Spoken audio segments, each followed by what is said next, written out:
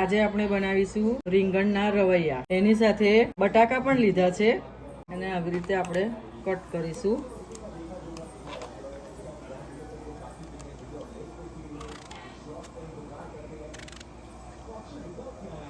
બટાકાને પણ આપણે આવી રીતે વચ્ચે ચીરો કરી લઈશું.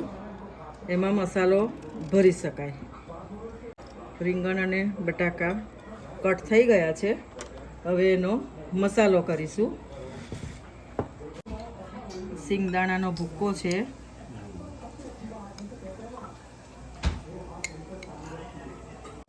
ચાર પાંચ ચમચી લીધો છે મેં.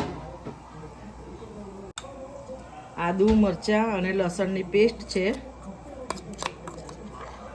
એ 2 ચમચી લીધી છે. અડધી ચમચી હળદર છે. આ અડધી ચમચી સૂકું મરચું છે. અડધી ચમચી ધણા પાવડર છે. એમાં મીઠું નાખીશું પ્રમાણસર. આ ખાંડ છે, 1.5 ચમચી ખાંડ નાખી છે મેં. એમાં તેલ એડ કરીશું. હવે આપણે એને બધું મિક્સ કરીશું મસાલાને. હવે આપણે એને ભરીશું. રીંગણમાં મસાલો ભરી દઈશું.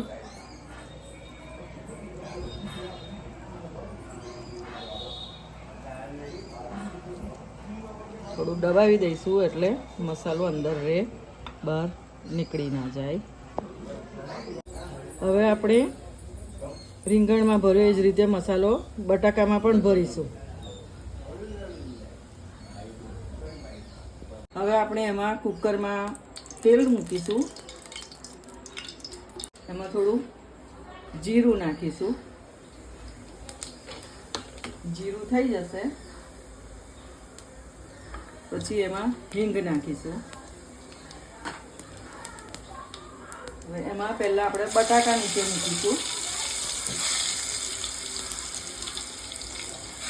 બટાકા મૂક્યા પછી રીંગણ મૂકીશું.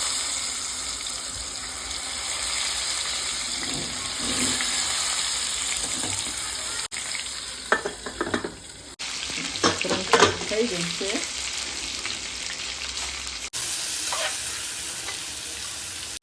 હવે એમાં પાણી નાખીશું આપણે.